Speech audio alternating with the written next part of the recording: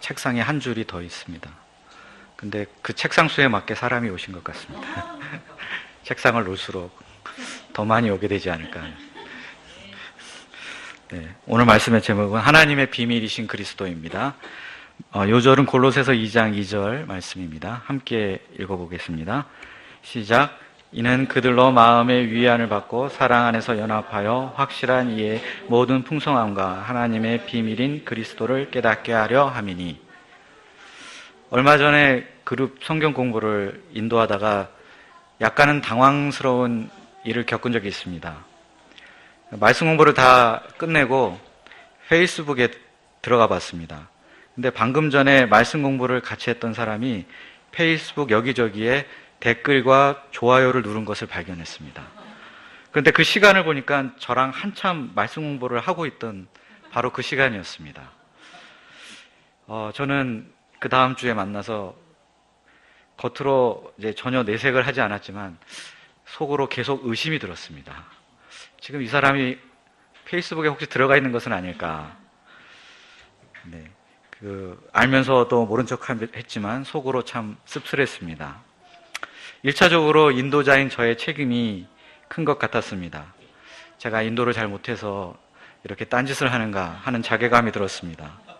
그러면서 이렇게 말씀에 집중하지 못하고 인터넷을 말씀 공부 시간에도 찾아다니는 모습을 보며 우리들은 지금 어디에서 지혜와 지식을 찾고 있을까라는 질문을 던져보게 되었습니다.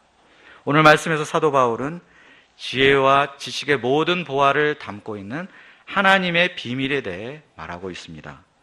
우리가 오늘 말씀을 통해서 하나님의 비밀이신 그리스도를 더욱 알고자 하는 열망을 새롭게 할 수 있기를 기도합니다. 1절을 보십시오. 1절을 다시 한번 다 함께 읽어보겠습니다. 시작. 내가 너희와 라오디게아에 있는 자들과 무릇 내 육신의 얼굴을 보지 못한 자들을 위하여 얼마나 힘쓰는지를 너희가 알기를 원하노라. 여기서 너희는 골로새서의 수신자인 골로새 교회의 성도들을 가리킵니다. 골로새 교회는 바울에 의해서 개척된 교회가 아니었습니다. 바울이 에베소 두란노 서원에서 양성한 제자 중에 에바브라라 하는 제자가 있었습니다. 이 에바브라의 고향이 바로 골로새였습니다. 골로새 교회는 이 에바브라에 의해 개척된 교회였습니다. 또 라오디게아는 골로새에서 불과 15km 정도밖에 떨어져 있지 않은 아주 가까운 도시였습니다. 라오디게아 교회 역시 바울에 의해서 개척된 곳이 아니라 에바브라에 의해 개척된 교회였습니다.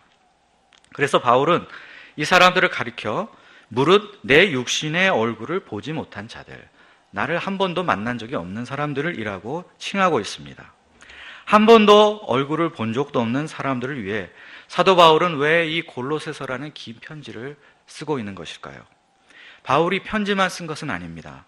평소에 그들을 위해 간절히 기도했다고도 했습니다. 또 기회가 있다면 한번 교회를 직접 방문해 보려고 여러 번 노력을 했다는 말도 했습니다.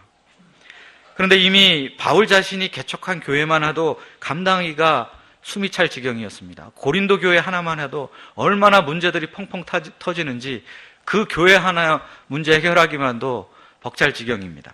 그런데 굳이 개척하지도 않은 교회들까지 돌아보고자 하는 이유가 무엇입니까? 2절을 보십시오. 우리 2절 말씀도 다시 한번 읽어보겠습니다. 시작. 이는 그들로 마음의 위안을 받고 사랑 안에서 연합하여 확실한 이의 모든 풍성함과 하나님의 비밀인 그리스도를 깨닫게 하려 함이니. 이 2절의 핵심은 마지막에 나와 있는 하나님의 비밀인 그리스도를 깨닫게 하려 함이니 라는 말씀 속에 있습니다. 지난번 금요 소감 발표 모임 때 나눈 사도행전 공부를 위한 신약 배경의 헬라와 로마의 철학과 종교 시간에 제가 당시 유행했던 신비 종교에 대해 말씀드린 적이 있었습니다. 당시 지중해 근방에 유행하던 신비 종교에서는 일정한 가입 절차에 따라 입교한 사람들에게 신적 비밀을 공유하는 신비스러운 의식에 참여하도록 하는 그런 교리가 있었다고 합니다. 이런 신비 종교의 영향을 받은 사람들이 골로새 교회와 라오디게아 교회에도 침투했습니다. 그들은 성도들에게 이렇게 말했습니다. 성도님, 신앙생활이 답답하지 않으십니까? 심령이 메마르고 딱딱해진 것 같지 않으십니까? 이제 저를 따라오십시오. 제가 하라는 대로만 하면 하나님의 비밀을 알려드리겠습니다.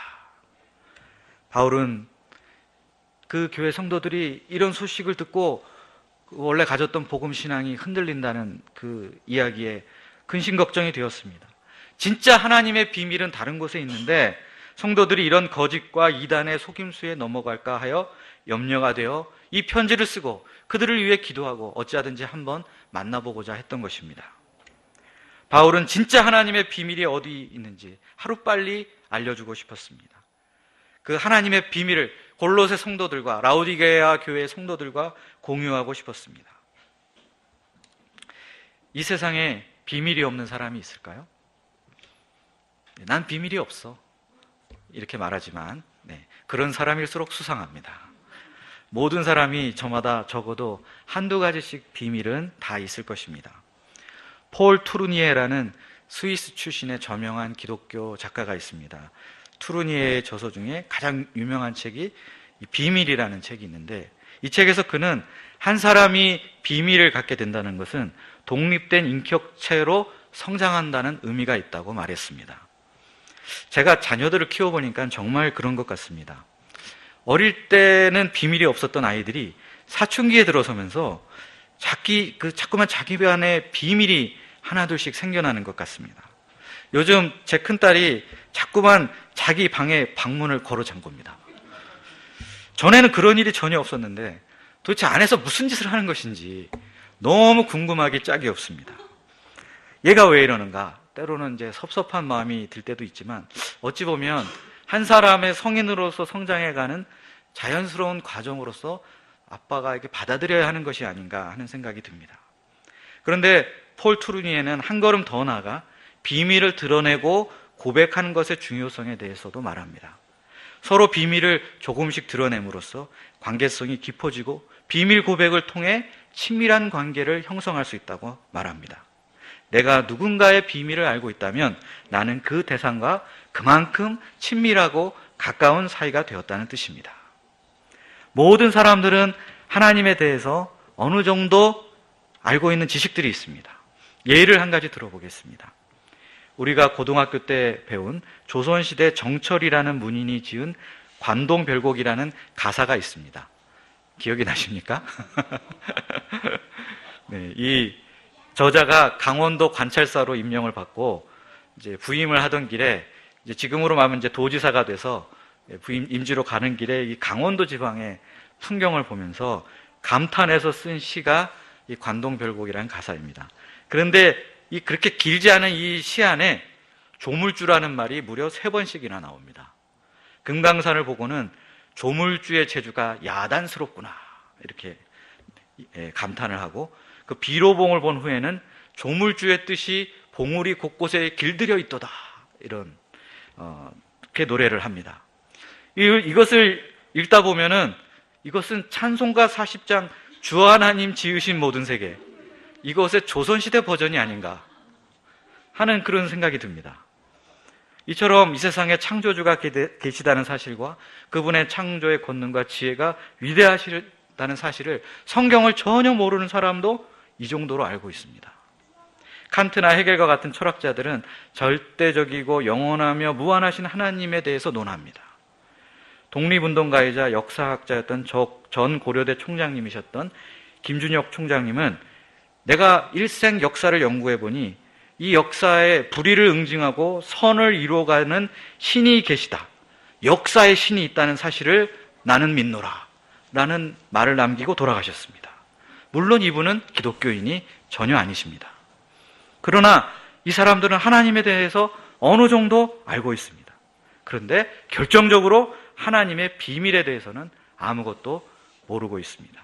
하나님에 대해서 피상적으로 아는 것뿐이지 하나님과 친밀하고 깊은 관계를 맺은 것이 아니었습니다. 왜냐하면 하나님의 비밀을 몰랐기 때문입니다. 만약 우리가 하나님의 비밀을 알게 된다면 우리는 그만큼 하나님과 더욱 친밀해질 것입니다. 하나님과의 깊은 관계성을 맺고 사랑의 교제 속으로 들어갈 수 있을 것입니다. 그러면 하나님의 비밀은 과연 무엇이었습니까? 베리칩은 말세지말에 일어날 사탄의 음모이며 장차 유럽 연합이 적 그리스도가 될 거라는 사실을 아는 것이 하나님의 비밀일까요? 아니면 황홀경에 빠져 하나님과 하나가 된 듯한 신비한 체험을 하는 것이 하나님의 비밀을 아는 것일까요? 그런데 오늘 말씀에서 사도 바울은 어떠한 체험이나 특별한 지식이 하나님의 비밀이라고 말하지 않습니다. 그러면 진짜 하나님의 비밀은 무엇입니까? 바로 하나님의 비밀은 그리스도이십니다. 요한복음 14장에서 빌립은 예수님께 하나님을 나에게 좀 보여주세요 라고 때를 썼습니다. 그러자 예수님께서 빌립에게 이같이 말씀하셨습니다. 빌립아, 내가 이렇게 오래 너희와 함께 있을 때 내가 나를 알지 못하느냐? 나를 본 자는 아버지를 보았거늘 어찌하여 아버지를 보이라 하느냐? 직접 대면하여 본다는 말은 비밀까지도 다 아는 친밀한 관계를 말합니다. 하나님 아버지와 친밀한 관계를 맺는 길은 곧 하나님의 비밀이신 그리스도를 아는 것입니다. 하나님께서 창조주인 것인 걸 다 알고 절대자이며 영원하신 분이신 줄을 안다. 이 정도면 대단한 지식이지만 그리스도를 모르면 하나님을 제대로 아는 것이 아닙니다. 유대인들은 구약 성경을 잘 알고 있습니다. 지금도 아주 경건한 골수파 유대교 신자들은 모세오경을 처음부터 끝까지 줄줄 외울 정도라고 합니다. 그러나 그들 역시 그리스도를 모르면 하나님을 아는 것이 아닙니다. 자유주의 신학자들은 성경에 대해 많은 것을 알고 있습니다. 성경의 원어를 잘 알고 성경이 어떤 과정을 거쳐 어떻게 편집되어 오늘에 이르게 되었는지를 꿰차고 있습니다. 그러나 아무리 성경을 지식적으로 잘 알아도 그리스도를 모르고 그리스도의 십자가를 모르고 그리스도의 부활을 모르면 하나님을 아는 것이 아닙니다. 요즘 직통으로 계시를 받는다는 사람들이 있습니다. 그들은 누구보다도 나는 하나님을 잘 안다고 자부합니다. 그러나 그리스도를 모르면, 그분의 인격을 모르면 이 역시 하나님을 아는 것이 아닙니다. 이제 3절을 보십시오. 3절을 다 함께 읽어보겠습니다. 시작. 그 안에는 지혜와 지식의 모든 보화가 감추어져 있느니라. 그리스도를 아는 지식은 다이아몬드 목걸이보다 더 빛나고 금시계보다 더 반짝거리는 보배로운 지식입니다. 그리스도를 알게 되면 감추었던 하나님의 지혜와 지식과 모든 경륜이 풍성하게 나타나게 됩니다. 예수님은 천국은 마치 밭에 감추인 보화와 같다고 하셨습니다. 그런데 여기서 천국은 예수님 자신을 가리킬 수 있습니다. 예수님을 아는 지식은 자기의 전 재산을 다 팔아도 아깝지 않은 이 세상에서 가장 고상하고 가장 가치 있는 보배로운 지식입니다. 사도 바울은 그리스도를 얻기 위해서라면 자신의 모든 것을 다 배설물로 여긴다고 했습니다. 우리가 잘 아는 찬송가 453장은 예수님의 사랑을 아는 것이 내 평생의 소원이라고 했습니다. 내 평생의 소원, 내 평생의 소원, 대속해 주신 사랑을 간절히 알기 원하네. 우리가 그리스도를 알고자 하는 소원으로 충만해질 수 있기를 기도합니다. 요한계시록 3장에 보면 오늘 본문에 언급된 라오디게아 교회가 등장합니다. 골로새 교회는 계시록에 나오진 않지만 라오디게아 교회와 거의 유사한 상황 속에 있었던 것으로 보입니다. 주님께서는 라오디게아 교회를 향해서 이렇게 말씀하셨습니다. 내가 말하기를 나는 부자라 부요하여 부족한 것이 없다 하나 네 곤고한 것과 가련한 것과 가난한 것과 눈먼 것과 벌거벗은 것을 알지 못하는도다 책망하셨습니다. 그들은 우리가 이 정도 신앙생활하면 어느 정도 잘 신앙생활하고 있다고 자부심이 있었습니다. 그래도 저 옆에 있는 교회보다는 우리가 낫다고 자랑하고 싶었습니다. 그러나 실상의 모습은 영적인 공고함 그 자체였습니다. 어떻게 이런 상태에 이르게 되었을까요? 이 같은 결과는 바로 오늘 말씀에서 바울이 강조한 대로 그리스도를 알고자 하는 열망, 하나님의 비밀을 더 깊이 깨닫고자 하는 열망이 식어져 버린 데서 온 것이 아닐까 합니다. 그래서 주님께서는 라오디게아 교회를 향해 마지막으로 이렇게 말씀하셨습니다. 볼지어다 내가 문 밖에 서서 두드리노니 누구든지 내 음성을 듣고 문을 열면 내가 그에게로 들어가 그와 더불어 먹고 그는 나와 더불어 먹으리라. 회복의 시작은 주님과의 교제를 통해 그리스도를 인격적으로 더 풍성하게 더 깊이 아는 것으로부터 시작되기 때문입니다. 우리는 매주 한 번의 성경 공부를 하고 한 편의 소감을 쓰고 있습니다. 이는 우리 모임의 자부심입니다. 그러나 우리가 정말 성경 공부를 통해서 하나님의 비밀이신 그리스도를 계속 깨닫고 있는지 자문해 볼 필요가 있습니다. 그 결과 하나님과 더욱 친밀해지고 깊은 사랑의 관계성 속으로 들어가고 있는지 한번 물어봐야 하겠습니다. 솔직히 저는 요즘 성경 공부를 하고 나서도 허전할 때가 종종 있습니다. 저뿐만 아니라 동역자도 같은 소리를 할 때가 종종 있습니다.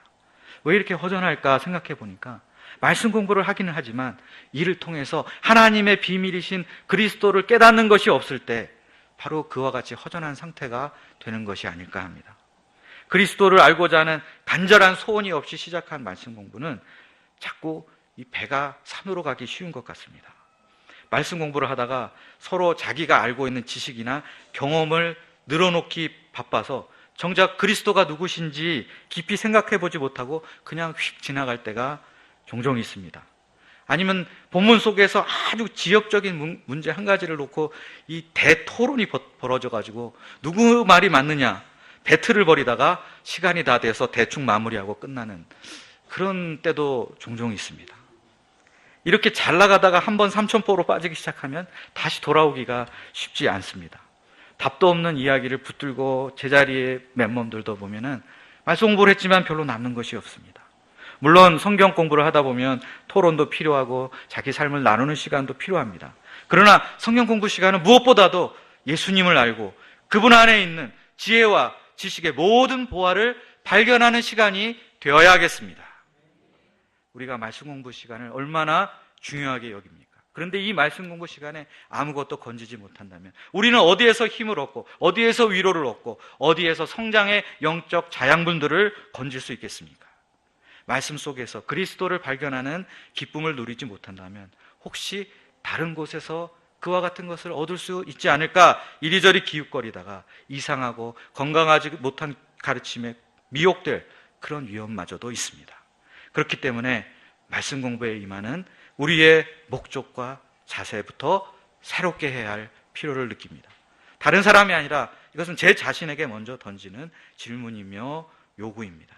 우리가 성경 공부를 하되 하나님과의 친밀한 교제에 대한 목마름을 가지고 할 수 있기를 기도합니다. 성경 공부를 통해 하나님의 비밀이신 그리스도 안에 있는 지혜와 지식의 모든 보화를 풍성하게 발견하는 기쁨을 누릴 수 있기를 간절히 기도합니다. 기도하겠습니다. 사랑의 하나님 아버지, 오늘 말씀을 통해서 하나님의 비밀이신 그리스도를 바라보게 해주시니 감사합니다. 우리가 매주 성경 공부를 하지만 정말 이 성경 공부를 통해서 하나님의 비밀이신 그리스도를 깨닫고 그래서 더 하나님께 가까이 나아가 하나님과 깊은 사랑의 관계성을 맺고자 하는 소원 가운데 하고 있는지 자문해 보게 됩니다. 주님, 우리를 불쌍히 여겨주시고 우리의 헛된 자부심을 깨트려 주시고 우리 속에 하나님의 비밀 그리스도를 알고자 하는 간절한 영적 소원으로 충만하게 하여 주시기를 기도합니다. 예수님의 이름으로 기도하였습니다. 감사합니다. 자, 찬송가 95장 부르겠습니다.